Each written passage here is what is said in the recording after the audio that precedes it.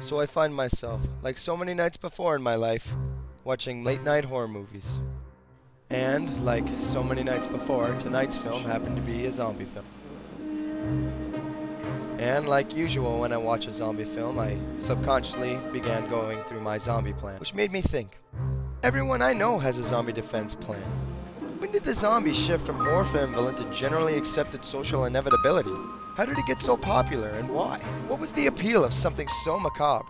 So I decided I'd do my own little investigation on the topic. I figured I'd keep this simple.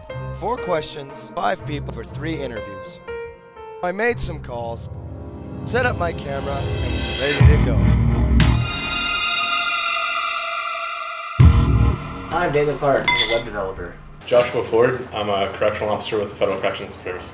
Stephen Barkema, and I work with the Forces. I'm Shannon Bergen. I'm a graphic designer / web developer.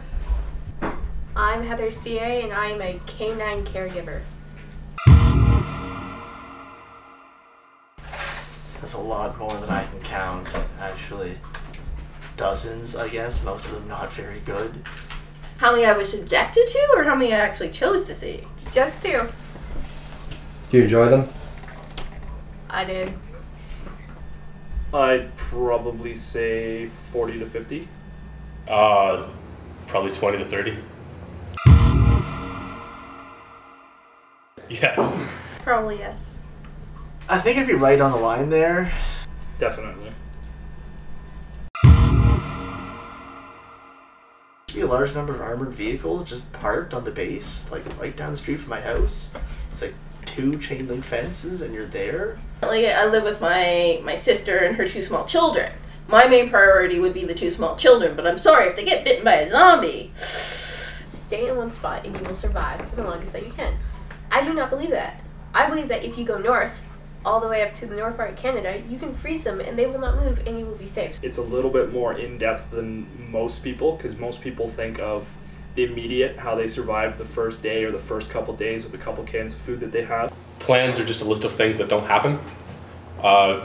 And there's so many variables for the whole zombie apocalypse.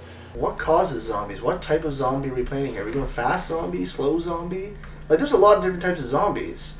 Where does the contagion come from, and how much notice is there? The zombies, you have to get bitten by a already zombie to come back to life. Where it's not necessarily you bite and you turn, anybody who dies turns. Really, to describe the zombie plan, you need more of a flowchart.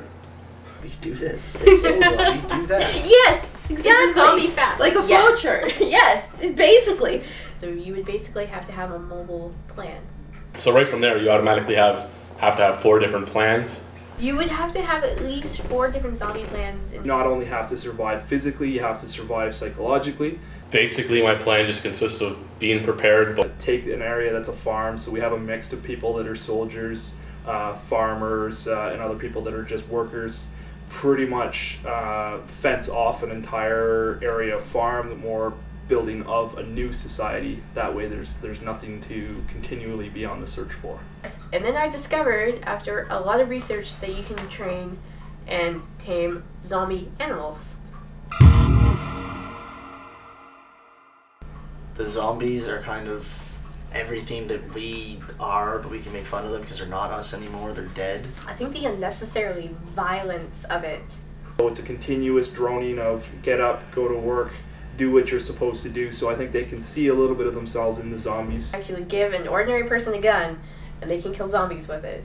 Everybody sees themselves as that hero, and it seems simple enough to fight zombies on an individual basis, so everybody thinks they won't be that 95% of the people who get infected. The way Nazis used to be, how they used to be the go-to bad guy. it's a disaster movie that shouldn't happen, but it makes you think about what would happen if, Hurricane Katrina happened again. Suddenly the power goes out on the eastern seaboard again.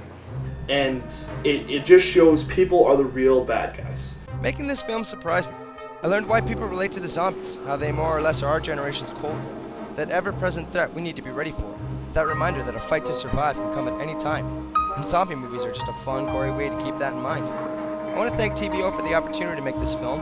I learned a lot about documentary filmmaking, especially on an absurd subject, and I had a lot of fun. Hopefully, you did too.